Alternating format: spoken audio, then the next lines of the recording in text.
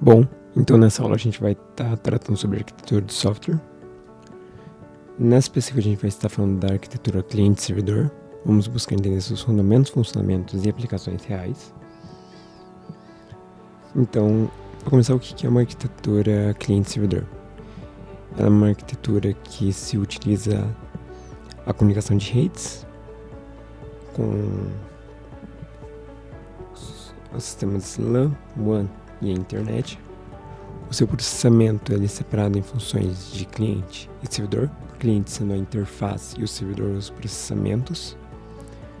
E alguns protocolos utilizados são o HTTP, o HTTPS, o FTP e o SMTP. Seus componentes são cliente, servidor, redes. O cliente envia as requisições, pode ser um navegador, um aplicativo ou um software. O servidor ele processa os requisitos retornando os dados do banco, claro, né? Claramente. E a rede é um meio de comunicação entre cliente e servidor. Como funciona? Então, o cliente envia uma requisição, sendo ela uma request. O servidor processa o pedido. Logo após, o servidor envia uma resposta, um response, e exibe no cliente. Mais ou menos os tipos de serviços que são oferecidos nessa arquitetura é o servidor web, que é os protocolos HTTP e HTTPS, o servidor de arquivos, o FTP e o SMP, o servidor de banco de dados, né, sendo um exemplo um MySQL, um Postgres, um MariaDB, entre outros, bancos de dados relacionais, de muitas aplicações, claro. O modelo de servidor de aplicações, um Node, um Java, um Ruby.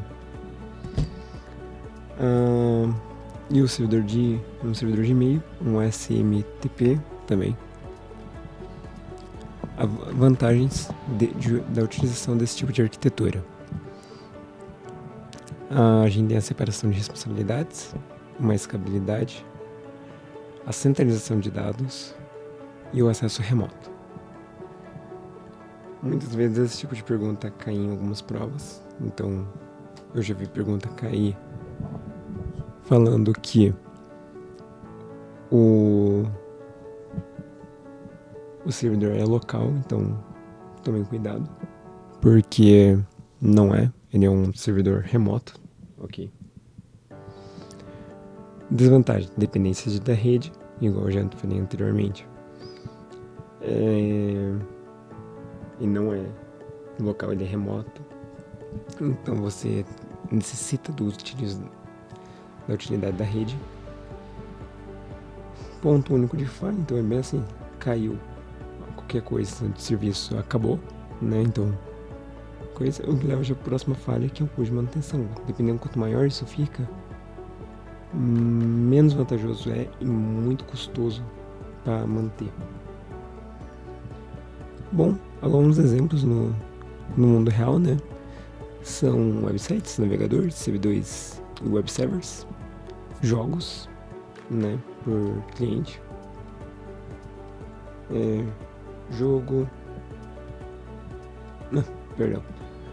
No website, o cliente é o navegador e o servidor é um web server. Em jogos online, seu cliente é o jogo. E o servidor é um game server, né, um servidor de jogos. Em apps de streaming, normalmente ambos usam muito tipo de arquitetura, mas em padrões é a mesma lógica. E alguns exemplos é a Netflix, o Spotify, que são bons. Há também exemplos para outros modelos de conteúdo.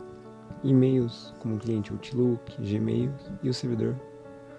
Eles utilizam os protocolos, normalmente SMTP e IMAP, né?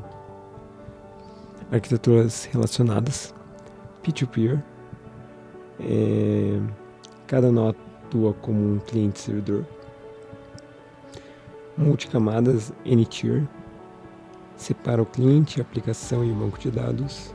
E o Cloud Computer, né? Serviços escaláveis na nuvem. Bom, um exemplo prático aqui, se a gente acessar um site, então o usuário vai digitar o URL. Para quem não sabe, o URL ele é um endereço, né, que a gente coloca em cima do site para acessar um google.com. O cliente envia a requisição HTTP ao servidor. O servidor processa e envia a página HTML. E o cliente renderiza isso no navegador.